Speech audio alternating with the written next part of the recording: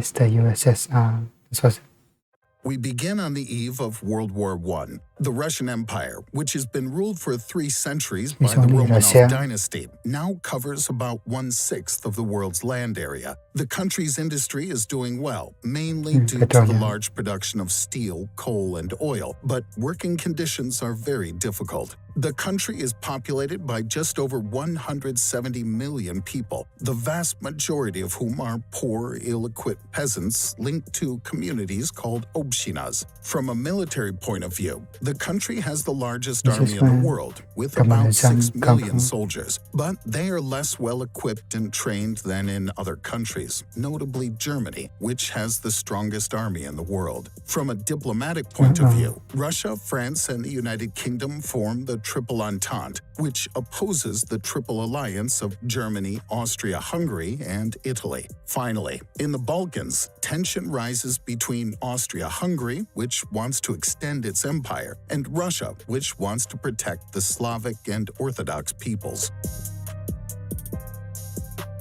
World War I. On June 28, 1914, in Sarajevo, the heir to the Austrian throne and his wife are assassinated by a Bosnian Serb nationalist. In retaliation, Austria-Hungary, supported by Germany, declares war on Serbia. Russia, allied with Serbia, decrees a general mobilization, and within days, the First World War breaks out. St. Petersburg, the Russian capital, is renamed Petrograd in order not to have a German-sounding name. The members of the Triple Entente agree not to sign a separate peace treaty with the Central Powers. Russia launches 2 offensives, one in East Prussia, which is repulsed, and another in Galicia, which is successful. In the south, the Ottoman Empire joins the Central Powers and closes the straits that link the Black Sea to the Mediterranean Sea, isolating Russia. In 1915, while the Western Front is frozen in trenches, Germany launches a major offensive against Russia, seizing many territories. And Romanov dynasty. Millions of refugees wander all over the country, while industry is running at full speed for the war, to the detriment of civilian needs. Inflation and rationing make the people angry, while the war drags on and the morale of the troops is at its lowest. Strikes are organized everywhere. In Petrograd, they turn into an uncontrollable armed revolution, which forces Emperor Nicholas II to abdicate, marking the end of the Romanov dynasty. A provisional government is set up and tries to calm the situation, but it chooses to continue the war in accordance with commitment made to its allies. On the fronts, more and more exhausted and discontented soldiers desert. In the countryside, the peasants attack the rich properties and take over the cultivable land. In the factories, supply shortages put more and more workers out of work, which provokes new strikes. Powerless, the provisional government is unable to control the country.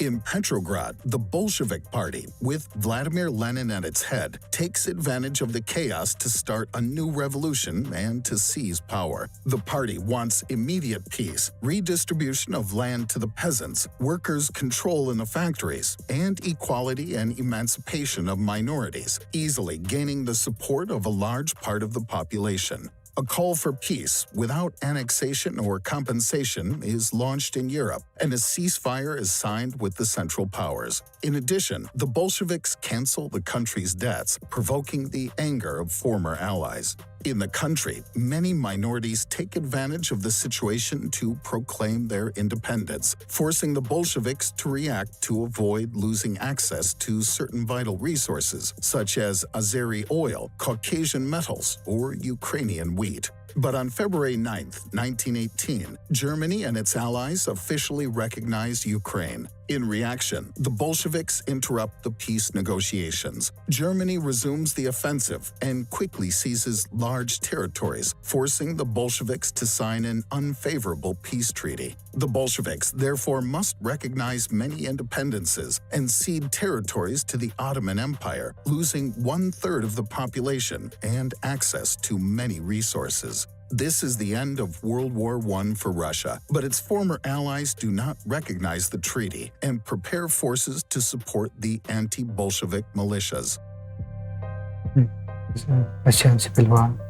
Fearing that Petrograd will be invaded, Lenin moves the capital to Moscow in the heart of the area he controls. All around, rebel armies and governments are organizing. In the east, the Czechoslovak Legion rebels and takes control of the Trans-Siberian Railway, threatening, among others, Yekaterinburg, where the Romanov family is detained. They are then executed to prevent them from returning to the throne.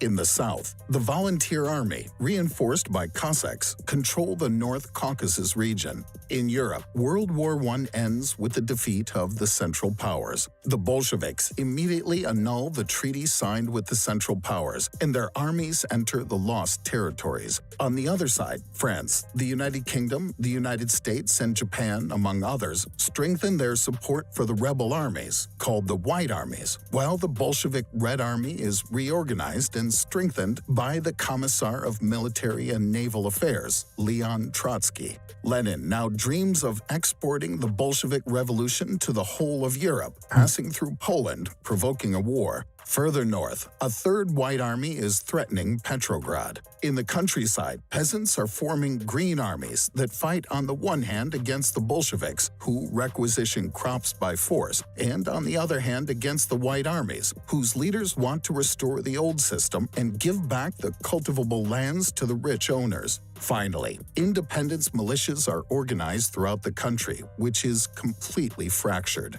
The Red Army gradually gains the upper hand, but is in trouble with the Poles, who seize Kiev. A counterattack pushes them back to the gates of Warsaw, where the Red Army is defeated and pushed back in turn.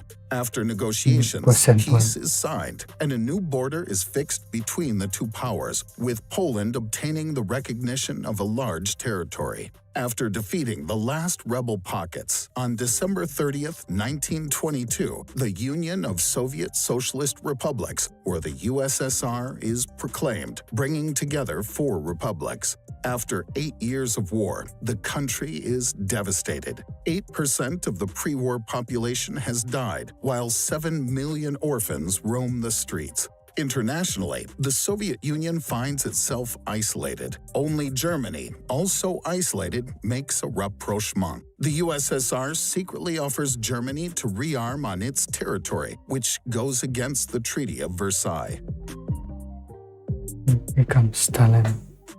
In January 1924, Lenin dies. In a few years, Joseph Stalin dismisses his main competitor, Trotsky, and puts in place his policies. To revive the country's economy, he plans to massively develop industry. To finance this project, Stalin relies on increasing agricultural production by collectivizing agriculture. The kulaks, that is, the peasant owners, are expropriated and sent to work camps or are forced to join communities called kolkhozes or sovkhozes. Resistance is organized and repression intensified. Many families flee the countryside and move to the cities. The forced labor camps fill up quickly, and an administration called Gulag is set up to manage them. Prisoners have to build railroads, canals, or cities in remote and hostile areas in order to exploit resources such as coal or metals. In the countryside, after a bad harvest in 1931, Stalin accuses the peasants of deliberately sabotaging his objectives. He then confiscates all the crops, condemning millions of peasants to starvation in Ukraine, the North Caucasus, and Kazakhstan. International destabilization. On the western side, the Wall Street crash of 1929 provoked a severe world economic crisis. Germany is hit hard, which favors parties of the extreme. Hitler comes to power and quickly attacks the country's communists, which leads to tensions with the USSR. Completely isolated, the Soviet Union tries a moderate rapprochement with the Western powers. In 1934, it's admitted to the League of Nations. The same year, in Leningrad, Sergei Kirov, an important member of the party, is assassinated. In retaliation, Stalin organizes a violent repression against all those suspected of being political opponents. Over 2 years, around 700,000 people, mostly from minority groups, are sentenced to death.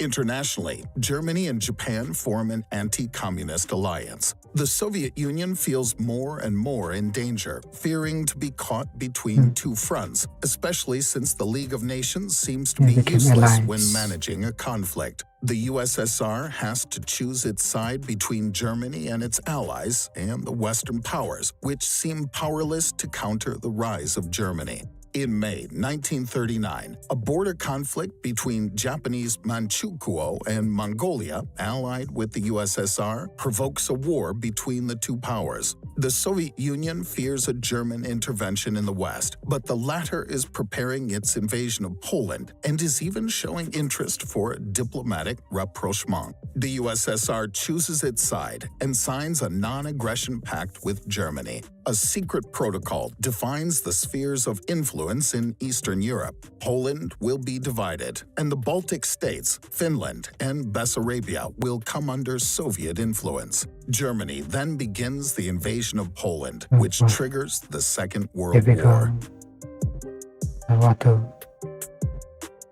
After its victory against Japan, the USSR joins the German offensive and takes over eastern Poland. The Soviet Union then wants to negotiate a change of borders with Finland in order to repel any threat to Leningrad. But Finland refuses, and the war begins. Despite their clear numerical superiority, the Red Army, badly prepared and less well-equipped against the cold, struggles to impose itself. Finally, the USSR wins, and the border is pushed back. But the war was a fiasco for the Red Army, which did not go unnoticed by Hitler. The USSR then seizes the Baltic states and Bessarabia after political and diplomatic pressure. For its part, Germany subjugated almost all of Europe, with only the United Kingdom still resisting. Spies warned Stalin of an imminent German attack, but he underestimates the threat. On June 22, 1941, Germany and its allies launched the largest military offensive in history against the USSR, with three main objectives: Leningrad in the north, Moscow in the center, and the resources of Ukraine and the Caucasus in the south. Finland takes the opportunity to join the offensive in order to recover its lost territories. Taken by surprise, the Red Army is totally overwhelmed. Hundreds of thousands of soldiers are taken prisoner, condemned to starve to death in camps. Behind the front line, German mobile militias massacred Jews and Bolsheviks. Great Patriotic War.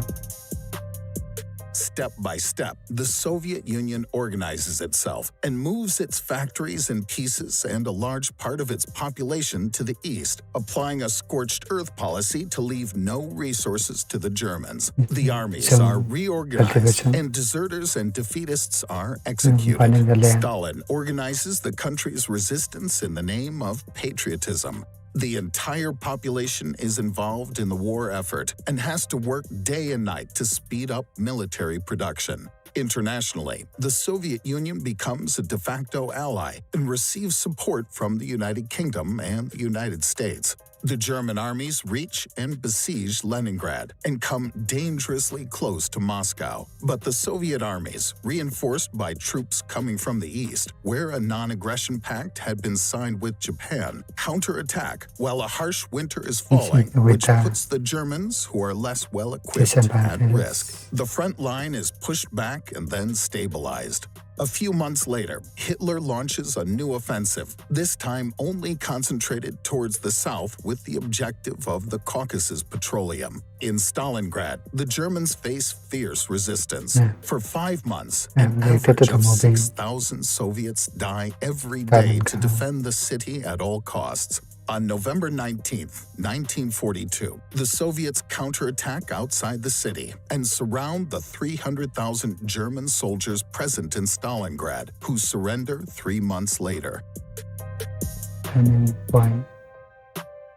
As Soviet military industry now outstrips German production, the situation becomes critical for Hitler, who attempts a new offensive at Kursk. The biggest tank battle in history takes place there. The Soviets win and take the initiative. This time, nothing seems to be able to stop them. Stalin then meets for the first time his allies, Churchill for the United Kingdom and Roosevelt for the United States. He obtains the opening of a second front in the West with a military landing in France. He also obtains and plans to keep the Polish territories he conquered, moving the country more towards the west to the detriment of Germany, which would be divided and shared. In exchange, Stalin commits to attacking Japan after the German defeat. The following year, Leningrad is liberated after a siege of 872 days that was fatal for more than 1 million civilians. In the West, the Allies land in Normandy. At the same time, the Soviets launch a huge offensive that allows them to conquer Eastern Europe and reach Berlin. A month later, Germany surrenders. The victors meet in Potsdam to implement the agreements made earlier. The USSR then turns to Japan. After the 2 atomic bombs dropped by the United States on Hiroshima and Nagasaki, the Soviet armies quickly seize Manchuria, South Sakhalin, and the Kuril Islands, accelerating Japan's capitulation. The Soviet Union paid a high price for the war, with more than 26 million dead, including 10 million soldiers. Tens of millions of civilians are now displaced or homeless, while a new famine hit the population. In return, the USSR seized many territories in Asia and Europe and occupies eastern Germany and part of Austria. Within the country, repression resumes and targets deserters and those accused of treason. Most are sent to gulag camps. Internationally, the Soviet Union strengthened its influence all around its borders, which causes tensions with the United States, while no agreement is reached on the status of Korea. In Eastern Europe, Stalin obtains the establishment of governments that are favorable to him. The United States, for its part, wants to prevent the spread of communism, in particular by offering credits in Western Europe to speed up reconstruction. The old continent finds itself divided, marking the beginning of the Cold War.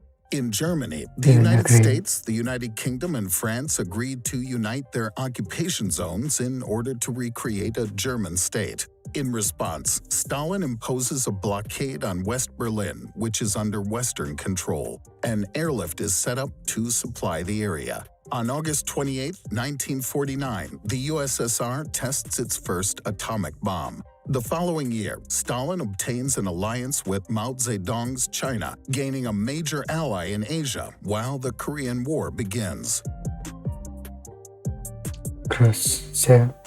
In 1953, Stalin dies without having prepared a successor. Nikita Khrushchev gradually imposes himself and implements a policy of appeasement. More than 1 million prisoners are released. To reduce the pressure on peasants while increasing production, Khrushchev organizes the development of agriculture on the steppes of Kazakhstan, in the Urals, and in Siberia. Finally, he accelerates the construction of apartment buildings throughout the country to facilitate access to property.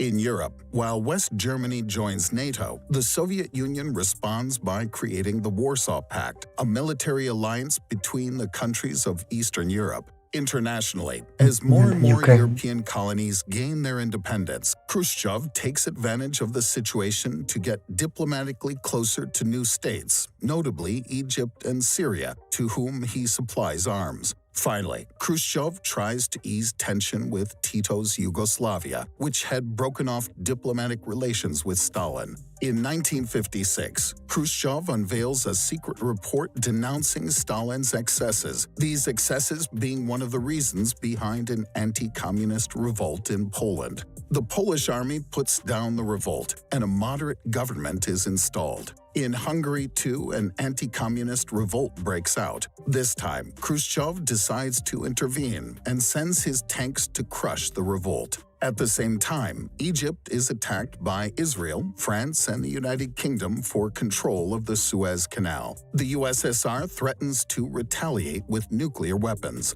The United States then intervenes and obtains an end to the offensive.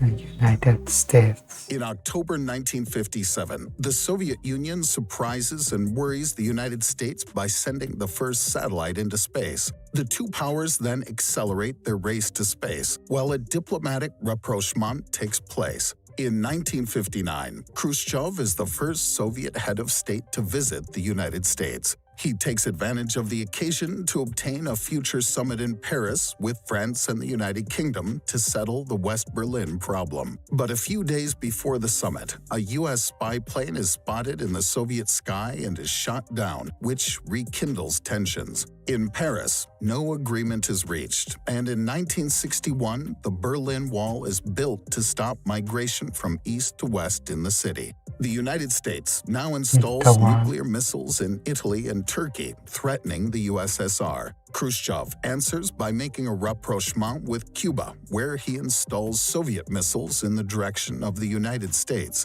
Tension reaches its peak, and the world is preparing for a new world war. But neither the USSR nor the United States want a nuclear war. An agreement is finally reached, and the Soviet Union withdraws in exchange for the United States promising not to invade Cuba and to remove their missiles in Turkey and Italy. The two powers then begin a policy of détente, which does not go down well with the Soviets' Chinese ally, which distances itself from the USSR. On October 14, 1964, Khrushchev is removed from office, officially for his advanced age.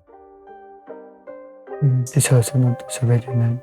Leonid Brezhnev takes over and tries to re-establish the alliance with China, but fails. In 1968, in Czechoslovakia, the new government starts liberalization reforms, which is perceived as a threat by the Soviets. Brezhnev then decides to invade the country, together with 3 other members of the Warsaw Pact. He then puts in place a more favorable government to him. In the following years, Brezhnev continues to invest heavily in armaments to the detriment of the country's economy, while agricultural and industrial production stagnate. The Soviet Union develops new and more powerful nuclear missiles that threaten Western Europe. NATO reacts by deploying new missiles in 5 European countries. In 1979, in Afghanistan, the pro-Soviet government is taken down by revolts. The Soviet Union intervenes militarily, but its armies are quickly stuck in an expensive and unpopular war. Tensions rise internationally, and in 1980, many countries boycott the Olympic Games held in Moscow.